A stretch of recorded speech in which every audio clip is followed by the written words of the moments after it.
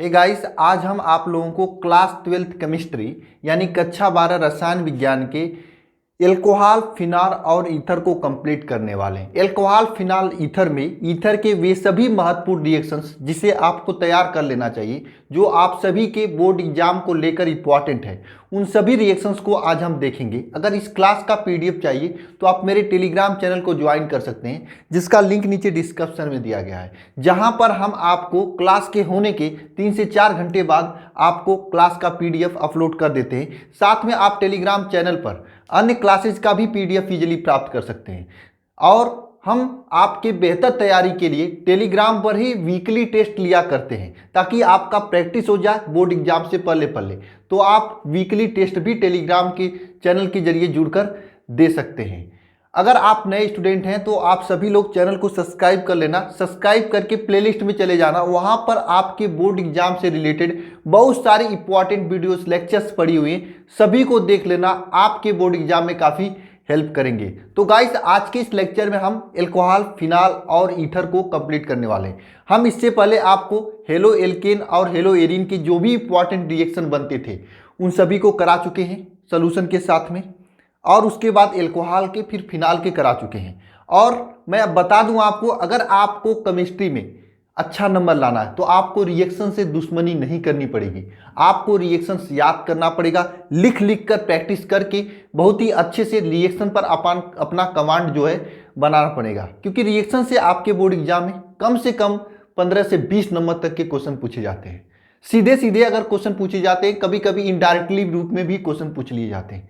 Reaction से ही आपके काफ़ी बहुविकल्पी प्रश्न में भी कभी कभी प्रश्न पूछ लिए जाते हैं। तो 15 से 20 नंबर आपका पक्का हो जाता है रिएक्शन में। अगर आपको रिएक्शन आता है तो समझिए केमिस्ट्री में आपका 90% या 95% लाने से कोई नहीं रोक सकता, क्योंकि रिएक्शन ही सबसे टफ होता है केमिस्ट्री में।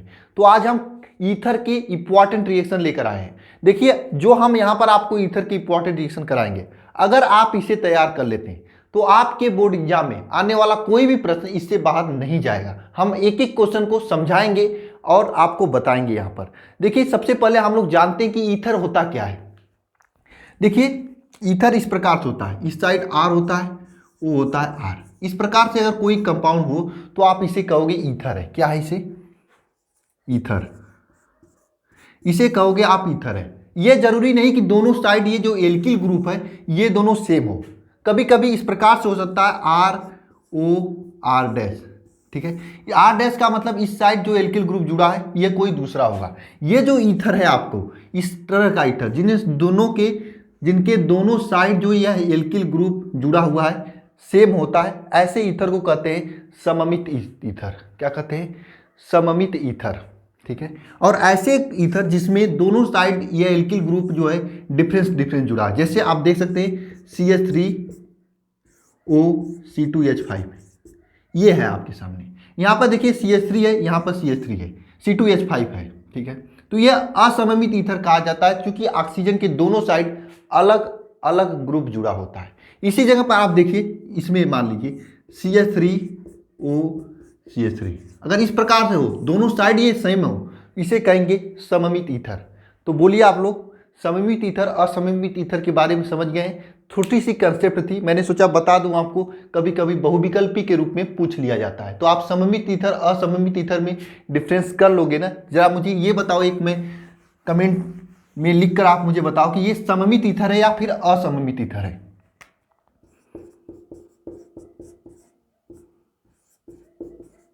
ये है आपका डाई एथिल ईथर। यह आपका सममित है या फिर असममित है? सभी लोग कमेंट बॉक्स में कमेंट करके बताना जरा, जिसे समझ में आ चुका है। तो हम चलते हैं इंपॉर्टेंट रिएक्शन की तरफ। देखिए, सबसे पहले यह ईथर जो है आपका, इस ईथर को बनाने की विधि का हम लोग वर्णन करते हैं। यानी आपको सबसे पहले इस चैप्टर में यह पढ़ना होता है, अगर ईथर को पढ़ोगे तो सबसे पहले इसे बनाने की विधि में प्रयोगशाला विधि, विलियमसन संश्लेषण विधि। विलियमसन ईथर संश्लेषण विधि एक होता है। दो विधि आपको पढ़ना होता है, प्रयोगशाला विधि और विलियमसन संश्लेषण विधि। ठीक है, ये दोनों विधि आपको अच्छे से पढ़ना होता है, जिसमें से विलियम संश्लेषण विधि बहुत इंपॉर्टेंट है। कभी कभी ये प्रयोगशाला विधि आपको कहता है सचित्र वर्णन कीजिए, और हम आपको सचित्र वर्णन बताया भी हूँ। अगर आपको पढ़ना है, तुरंत पढ़ना चाहते हैं, तो हमें कमेंट में भी लिंक दे दूंगा और डिस्क्रिप्शन बॉक्स में भी लिंक दे दूंगा, या फिर आप यूट्यूब पर ही सर्च कर लेना डाई एथिल ईथर बनाने की प्रयोगशाला विधि बाई अल्फा इंस्टीट्यूट, आपको मिल जाएगा। पढ़ लेना, बहुत ही इंपॉर्टेंट क्वेश्चन है। ठीक है, मैं आपको अच्छे से फिगर बनाकर कैसे कैसे उसमें रिएक्शंस होते हैं सब चीज़ें बताया हूँ प्रयोगशाला विधि में। यहाँ पर हम थोड़ा सा इसका रिएक्शन बता देंगे अभी, और विलियम संश्लेषण विधि भी आपको अभी समझाएंगे। नीचे देखिए, और कोई क्वेश्चन पूछा जाता है कि ईथर जल में कब विलय होता है, क्यों होता है, ये कभी कभी पूछ लिया जाता है। तो सबसे पहले हम लोग जानते हैं कि डाई एथिल ईथर बनाने की प्रयोगशाला विधि का रिएक्शन देख लेते हैं, उसके बाद सभी क्वेश्चन को देखेंगे। देखिए, डाई एथिल ईथर बनाने की प्रयोगशाला विधि। ठीक है, देखिए प्रयोगशाला में इसे बनाने के लिए हम लेकर आते हैं C2H5OH, C2H5OH मतलब एथिल एल्कोहल के 2 अणु लेकर आते हैं। ठीक है, प्रयोगशाला में डाई एथिल ईथर बनाने के लिए एथिल एल्कोहल के 2 अणु लेकर आते हैं, जिसे आप लोग कहोगे C2H5OH। इसका हम क्रिया कराते हैं किसकी उपस्थिति में, Al2O3। अब अलग अलग किताब में यहाँ पर अभिकर्मक अलग अलग दिया होता है, लेकिन एनसीईआरटी में दिया है, आप इसका यूज कर सकते हैं। 240 से 300 डिग्री सेंटीग्रेड तक इसे गर्म करते हैं। ठीक है, तो आपका C2H5O C2H5 ये बन जाता है, ये है आपका डाई एथिल ईथर।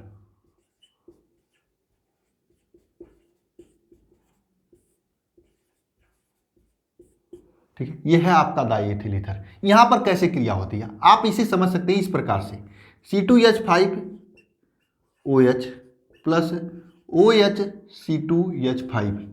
सर ये क्या कर दिया आपने, मैंने कुछ नहीं किया, इसको उल्टा करके लिख दिया हूं ताकि आपको समझ में आ जाए। यहां पर देखना होता क्या, इस बात को समझना, यहां पर ये OH इस OH के साथ मिल जाता है, मिलकर क्या निकाल देता है, H2O निकाल देता है।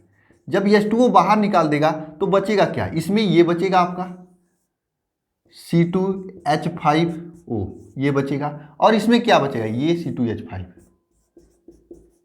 तो इसे कहते हैं डाई एथिल ईथर, इसे क्या कहते हैं, डाई एथिल ईथर। और ये डाई एथिल ईथर बनाने की प्रयोगशाला विधि है। बोलिए आप सभी को समझ में आया है। इसका क्रियाविधि कैसे होता है फिगर के साथ में मैं पहले बताया हूं, आप जाकर वहां पर देख लेना, यहां पर मैं रिएक्शन आपको समझा दिया। अगर नोट करना है तो इसे नोट कर लीजिए आप। ठीक है, हेडिंग कर लेना यहां पर प्रयोगशाला विधि।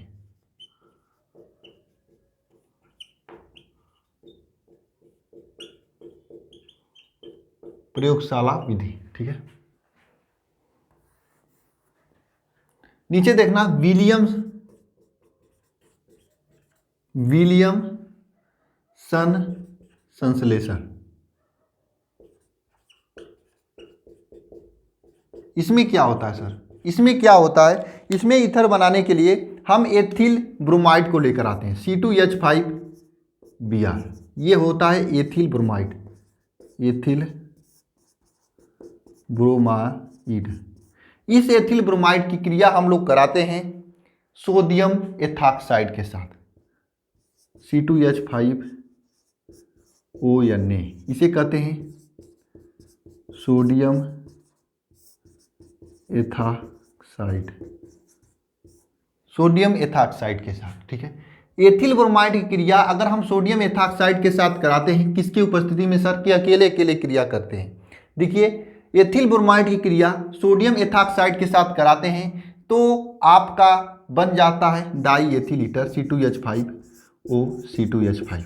अब ये क्रिया कैसे होती है, कैसे याद रखोगे इस क्रिया को, देखना है आपसे ध्यानपूर्वक। मैं आपको बता दूं, कहीं पे भी रिएक्शन में अगर सोडियम लौके, सोडियम दिखाई दे आपको, Na दिखाई दे सोडियम, और उस रिएक्शन में क्लोरीन हो, ब्रोमीन हो या आयोडीन हो, कोई भी हो, तो आप सीधे सोडियम की क्रिया क्लोरीन ब्रोमीन आयोडीन से करा दोगे। जैसे यहाँ पर आपका ये ब्रोमीन दिखाई दिया, यहाँ पे सोडियम दिखाई दिया, तो सीधे यहाँ पे NaBr बाहर निकल जाएगा। तो बात को समझना, यहाँ पर क्या होता है, C2H5Br ये एल्किल ब्रोमाइड है, और इसको हम जो है इस साइड से ऐसे लिख देते हैं NaOC2H5, इस तरह से लिख देते हैं। लिखने के बाद समझना यहाँ पर ये Br इस Na के साथ क्रिया कर लेता है और Na Br के रूप में बाहर निकल जाता है, बचता है यहाँ पर यही C2H5Br, C2H5O, C2H5, ये आपका बचता है। इसे कहते हैं डाई एथिल ईथर। बोलिए ये समझ में आया आप लोगों को? इस पूरे प्रोसेस को कहते हैं विलियमसन संश्लेषण। कुछ नहीं होता है यहाँ पर, C2H5Br को ऐसे उल्टा करके लिखोगे तो यहाँ पर NaBr बाहर निकल जाएगा। बहुत ही इजी रिएक्शन है, मुझे उम्मीद है कि आपको याद हो गया होगा। अगर याद हो गया है तो सभी लोग एक बार लेक्चर को लाइक करेंगे।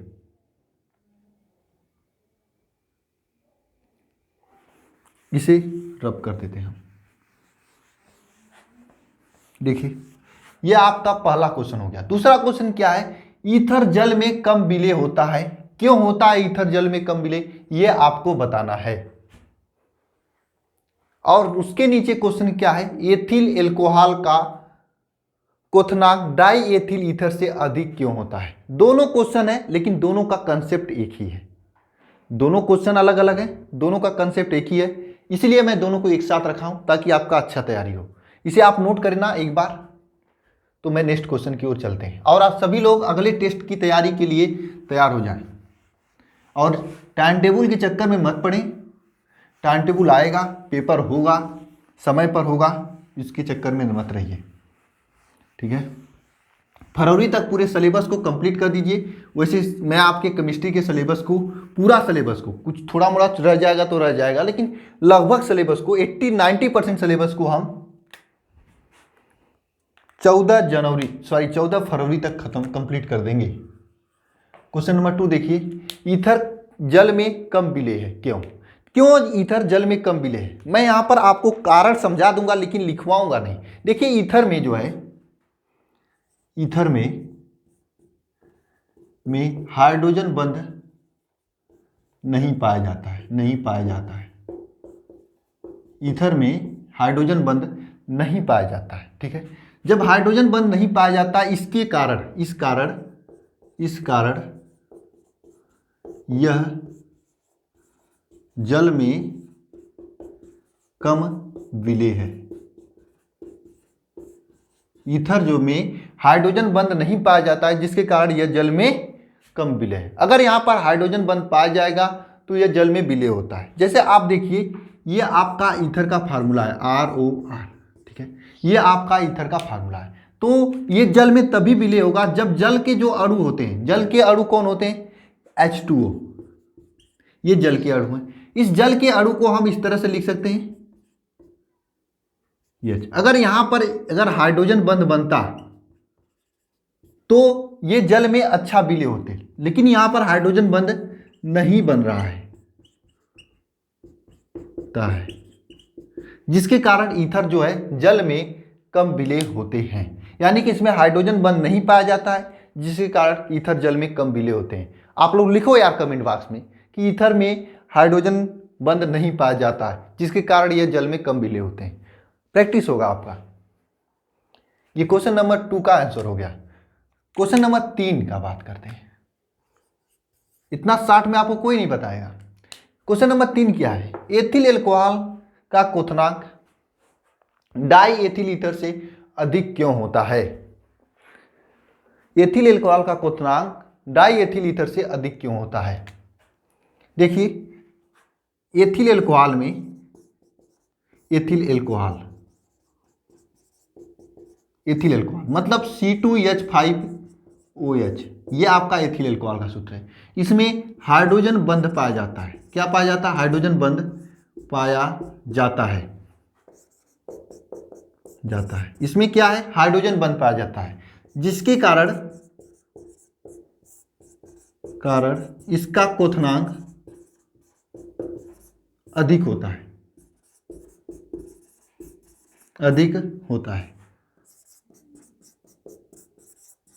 ठीक है। इसमें क्या होता है? हाइड्रोजन बंध पाया जाता है, जिसके कारण इसका क्वथनांक अधिक होता है। जबकि डाई एथिल ईथर में क्या? Die ethyl ether C2H5O, C2H5, ये आपका डाई एथिल ईथर का फार्मूला है। इसमें हाइड्रोजन बंध नहीं पाया जाता है, जाता है, जिसके कारण क्वथनांक कम होता है। देखिए एथिल अल्कोहल में क्या पाया जाता है आपका, ये हाइड्रोजन बंध पाया जाता है। हाइड्रोजन बंध पाए जाने के कारण इसका क्वथनांक क्या होता है, अधिक होता है। जबकि डाई एथिल ईथर की बात करें तो इसमें हाइड्रोजन बंध नहीं पाया जाता है।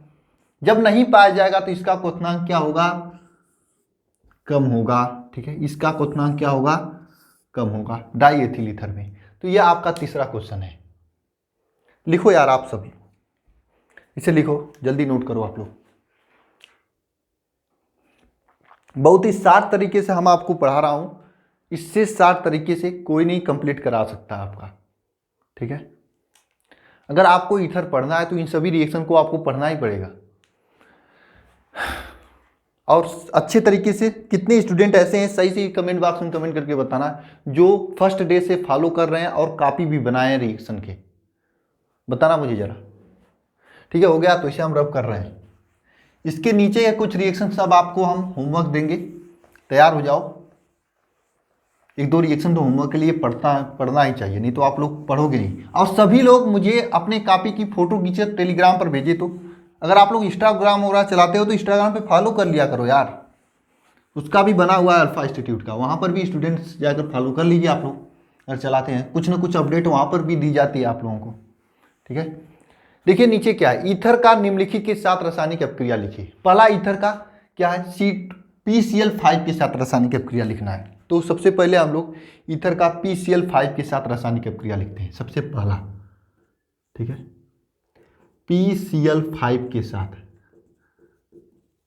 PCl5 के साथ। ठीक है, देखिए क्या होता है, die ethyl ether C2H5O,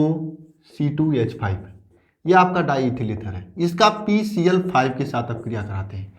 die ethyl ether का PCl5 के साथ अपक्रिया कराते हैं तो क्या होता है, आपका बनेगा ethyl chloride C2H5Cl plus POCl3, ये बनता है। ठीक है, ये आपका क्या है, एथिल क्लोराइड, एथिल क्लोराइड। ठीक है, ये आपका एथिल क्लोराइड, ये आपका डाई एथिल ईथर, ये आपका डाई एथिल ईथर है। PCl5 के साथ अपक्रिया किया तो एथिल क्लोराइड बनाया। यहां पर देखिए कैसे प्राप्त करोगे, डाई एथिल ईथर से एथिल क्लोराइड कर लोगे आप लोग यार, लिखो आप लोग कमेंट बॉक्स में, कर लोगे कि नहीं। ठीक है, चलते हैं नेक्स्ट क्वेश्चन में। क्वेश्चन नंबर सेकंड है। क्वेश्चन नंबर सेकंड क्या है, गर्म व ठंडा या चाय के साथ। ईथर एक ऐसा चीज होता है, अगर जैसे आपके सामने कोई गुस्से में लाल होकर आया तो आप उसके सामने कैसे रिएक्ट करोगे, डर जाओगे, घर के अंदर बैठ जाओगे। उसी जगह कोई हंसते हुए रोमांटिक सिंबल के साथ आया तो आप उसके साथ क्या करोगे, वैसे रोमांटिक बात ही करोगे। तो ईथर भी वैसा होता है। और कोई गुस्से में आता है, गुस्से में लाल होकर आता है तो वो समझता है कि ये बंदा बहुत ही गुस्सा में है, तो उसके साथ कुछ अलग काम करता है। और कोई मजे में आता है, मस्ती के साथ आता है तो उसको एल्कोहल बना देता है, उसको एल्कोहल बना कर दे देता है पीने के लिए, दारू। वही एल्कोहल का मतलब दारू ही होता है ना, जो आप लोग गांव में सुनते हो, तो वही करता है। देखना बात ध्यान से आप लोग इस बात को समझना। देखिए जब आप ईथर के सामने, यहाँ पे लिख देना गर्म व ठंडा HI के साथ, सबसे पहला काम है जब आप डाई एथिल ईथर के सामने C2H5O C2H5 के सामने आप HI के साथ क्रिया कराएं, वो भी ठंडा में। तो भाई ठंडे में आओगे तो दिमाग फ्रेश होगा तो ये क्या करेगा, आपको शराब बना कर दे देगा, दारू दे देगा, पियोगे, मजे लोगे, मूवी वगैरह देखोगे, मस्ती करोगे। ठीक है, तो ये मस्ती करने लगता है कुल मिला जुला कर, ठंडे में अगर क्रिया होती है। तो यहाँ पर क्या बनता है, देखना यहाँ पर, अभी आपको मैं बताऊंगा किस प्रकार से रिएक्शन होता है। C2H5I plus C2H5OH। मैं बताऊं आपकी कॉम्पिटिटिव एग्जाम में कई बार पूछा जाता है, वहां पर ठंडा गर्म पूछ लिया जाता है, सब लोग कंफ्यूज हो जाते हैं। आप लोग पढ़े रहते हो लेकिन कंफ्यूज हो जाते हो। लेकिन आपको दिमाग में एक ही ट्रिक रखना है, ये कोई ठंडा होकर आएगा मस्ती में, मतलब ठंडा का मतलब फ्रेश दिमाग से आएगा, गुस्से में नहीं होगा। गर्म का मतलब गुस्सा में, अगर गुस्सा में नहीं होगा तो उसके साथ आप लोग क्या करोगे, मस्ती करोगे, चिल करोगे, बियर उयर दोगे, दारू उरू दोगे पीने के लिए। तो वही होता है, ये आपका ठंडे के साथ क्रिया या चाय के साथ करता है, हाइड्रोजन आयोडाइड के साथ। तो आपका एक तो एथिल आयोडाइड बनता है, साथ में एथिल एल्कोहल बनता है। ये आपका एथिल आयोडाइड और ये आपका एथिल एल्कोहल, ठीक है, ये होता है। ये आपका एथिल आयोडाइड तथा एथिल एल्कोहल बनता है, ठीक है। अगर उसी जगह, अब ये रिएक्शन कैसे होता है इस बात को समझना जरा। देखिए C2H5O C2H5 है, ठीक है। इसमें क्या होता है, HI इस प्रकार से टूट जाता है। यह H इसके साथ चला जाता है, यह I इसके साथ जुड़ चला जाता है, तो ये आपका C2H5I बना लेता है, ये C2H5OH बना लेता है। इस प्रकार से रिएक्शन होता है, ठीक है। बात समझ में आई आप लोगों को। फिर देखो यहाँ पर, अगर यही रिएक्शन गर्म में हो तो क्या होती है, देखना यहाँ पर C2H5O C2H5, अगर यही रिएक्शन HI के साथ गर्म में हो जाती है, गर्म में होती है तो क्या होता है। जब ये रिएक्शन HI के साथ गर्म में होता है तो आपका बनता है 2C2H5I plus 2C2H5I plus H2O, ठीक है। इस प्रकार से रिएक्शन होता है। तो गर्म में बनता है, तो गर्म में जल बनता है। जल क्यों बनता है सर, अगर कोई गर्म रहेगा तो पानी उनी दोगे ताकि ठंडा तो हो, ठंडा तो हो। अगर कोई गर्म में रहता है तो उसको पानी डालकर ठंडा की जाती है, तो यहाँ पर पानी बनता है। तो इस तरह से ट्रिक के जरिए इन दोनों रिएक्शन को याद रखना, मोस्ट इंपॉर्टेंट रिएक्शन है इन दोनों। लिखो यार कमेंट बॉक्स में, आप लोग क्यों नहीं लिख रहे हो। गर्म में ईथर जल बनाता है, ठंडा में एल्कोहल बनाता है, ठीक है। नेक्स्ट रिएक्शन है एस, देखिए यहाँ पर लिखा भी है, अगर आपसे कोई रिएक्शन पूछ दे कि डाई एथिल ईथर से एथिल एल्कोहल कैसे प्राप्त करोगे, तो ये वाला रिएक्शन लिख दोगे, यहाँ पे एथिल एल्कोहल बना है, ठीक है, ठीक है। और नीचे लिखना डाई एथिल ईथर से एस्टिल क्लोराइड, नहीं एथिल एस्टेट कैसे प्राप्त करोगे।